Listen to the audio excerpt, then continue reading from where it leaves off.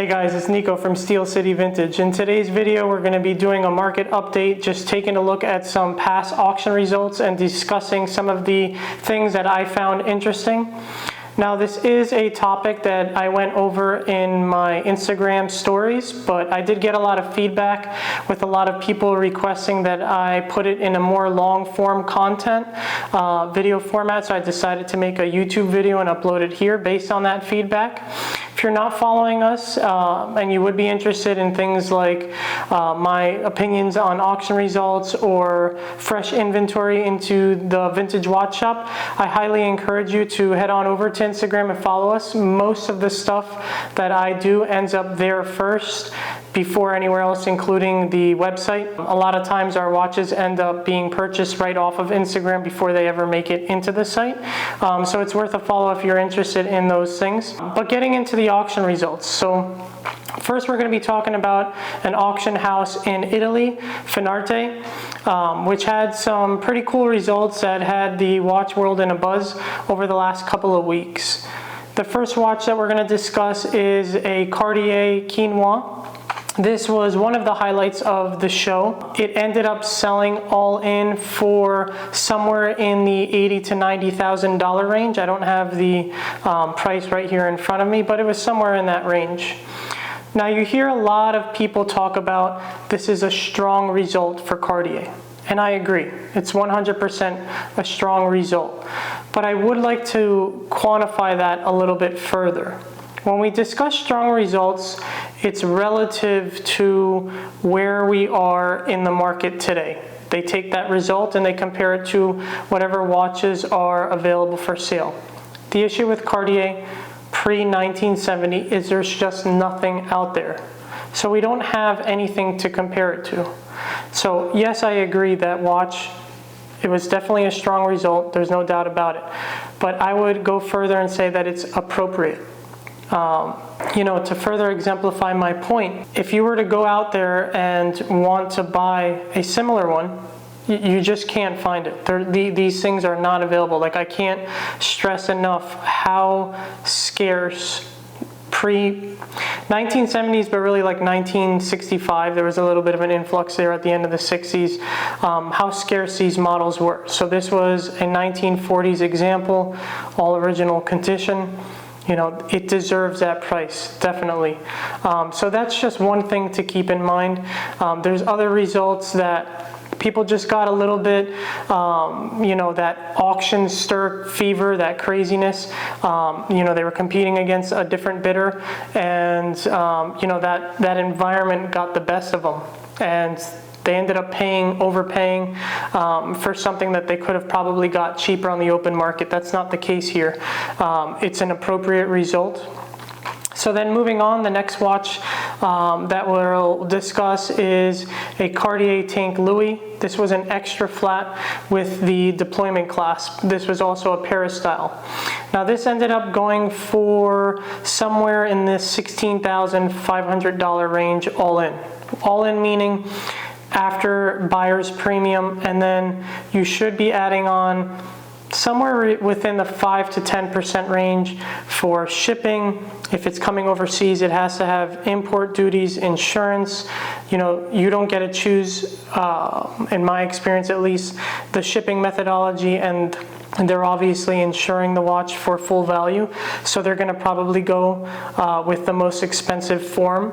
Often they have contracts with who they're already going to be shipping the watches with.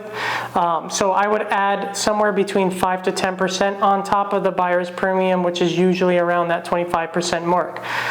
I was bidding on this watch. I wasn't the underbidder. I wasn't willing to go to that $16,000 range. It would have actually obviously put me over, since that was the winning bid. Not because I don't think that watch is worth it, but right now, since that's more of a later model in the 1970s, there are other examples available. And right now, that result, even though I think it was good condition and it was worth the price, it was over what other examples on the market are, and therefore I stopped bidding at that point. So I do think that in the future, Even the 1970s stuff has room for appreciation as people continue to realize, what these watches are and understand their importance and start to value everything completely. Like obviously, Cartier is hot right now, so they have increased in value. But in my opinion, with those specific models, I do believe there's still room for growth. We will talk about other Cartier models that I feel like are overpriced in a different video. Moving on, we're going to be talking about a Cartier Tank Normal. Now this one was a men's size, also a Peristyle. This also sold for 12,000 Swiss francs hammer. So again, around that $16,500 mark all in. I also was bidding on this watch, but again, it did go higher than I was willing to pay at this time. There are examples on the market. There are some that are priced lower than that. There are some that are priced higher. With the Cartier Tank Normal, you really want to assess the condition of the case.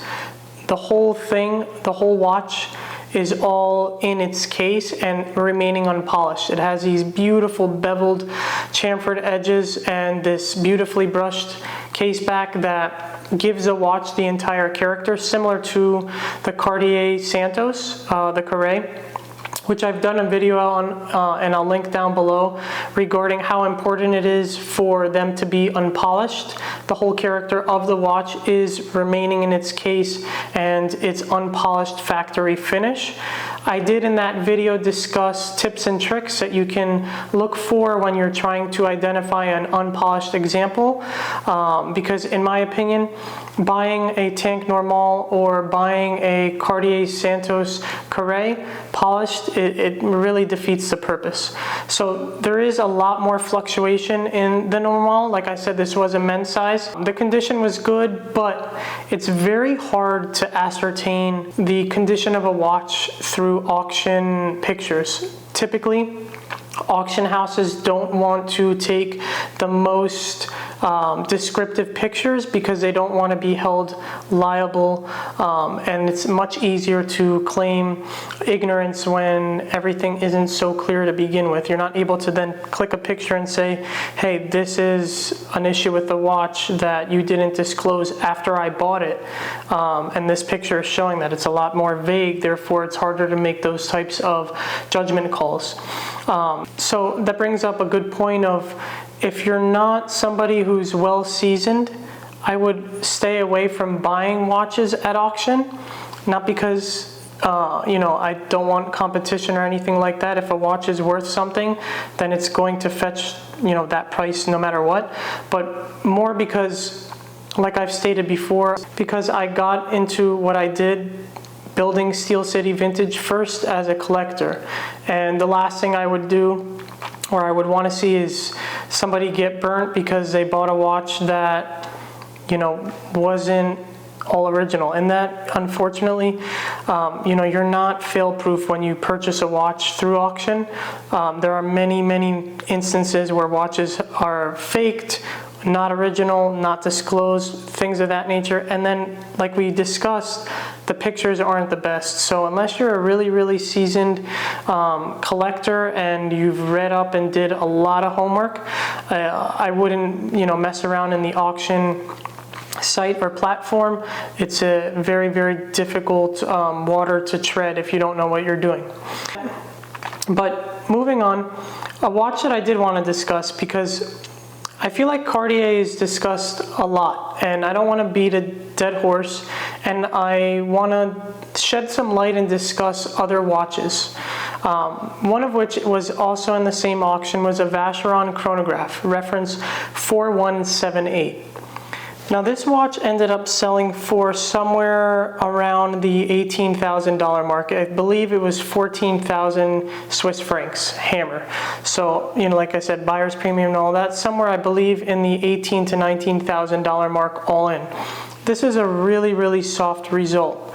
Now, taking a look at this example, we can see that there was definitely some dial staining, some, unwanted patina, however you want to classify it. I personally like to say patina is more of an attractive aging, where staining is more on the other end of the spectrum.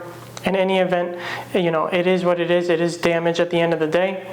There was some dial damage, but in my opinion, looking at the dial, it did appear to be an original dial, so I don't think that was the reason for the low result. The case was pretty polished, and the crown was replaced. So it did have its own issues. Now, when talking about the Vacheron chronograph 4178, the barometer is an example that sold a couple of years ago in Phillips. I do believe this same watch has sold now at auction, open up, market 2 different times. The last time that it sold, it was somewhere around the $500,000 mark. This one was not an apples to apples comparison. It was in steel. However, I do like to use this as a barometer because this is the peak of what this type of reference can bring. It was in immaculate condition. In my opinion, the case was completely unpolished. I don't believe it was restored in any way. So reflecting back upon the example that sold at Finarte, what can we use this information to give us an idea of where the vintage Vacheron market, especially their chronographs, are today? I don't think it tells us much at all. The reason so is, like I said, the watch had some issues. It wasn't the best example. And then when you correlate those findings to other auction results that recently happened, we had another one that was sold at Christie's, also in yellow gold, but a lot better condition, and that sold in the mid $20,000 range, $25,000, somewhere around there. That is more appropriate for this watch, and that is more aligned with past auction results. So if we look at examples, good quality examples, the market is still there for watches of higher quality. I feel like this one kind of fell through the cracks. There wasn't that much interest in it because of its condition. To further emphasize my point, there was another example of 4178 Vacheron chronograph that sold at Antiquorum's May 11th auction. That one ended up hammering for 30,000 Swiss francs. That's a much more apples to apples comparison, being that one was also encased in 18 karat yellow gold. That did have a much cleaner dial, which most likely led to the increase in price. Antiquorum, also being a bigger auction house, is obviously going to garner a lot more eyes. The case again was a little soft, relative to other examples that we have seen sell at auction before, but bigger auction house, more eyes on it, and cleaner dial much more represents the value of those watches, those examples right now. So I don't think vintage Vacheron has dropped off that a bit. Quite frankly, I think that most of their watches are undervalued. I might be biased because I've been on record saying that along with Omega and Cartier, they're my top 3 favorite brands. But for what Vacheron is, I feel like the market has yet to appreciate the rarity. So I do feel like they haven't had their day yet in the vintage market, and I'm not sitting here trying to predict that will come anytime soon, but I do feel like there will be a point in time that their prices will increase exponentially. There were some other vintage Vacherons that were offered, in that same Finarte auction. Not ones that I'm particularly interested in, so I wasn't bidding on those, but their results were also, pretty average for what Vacherons tend to go for. Time-only pieces, whether that's center seconds or sub-seconds, typically selling at auction hammer somewhere between the $5,000 and $7,000 range. If you guys like this type of video and, find this kind of content entertaining, and would like to see me either analyze lots in further detail in the future, or just talk about auction results and give my impressions, please leave a comment down below letting me know so. This is a newer channel, and I am trying to continue to grow and produce content that you guys all find entertaining, so I am looking for feedback. I thank you all, and if you wouldn't mind hitting that like and subscribe button, it really does help the channel grow. I appreciate it. I'll catch you in the next video.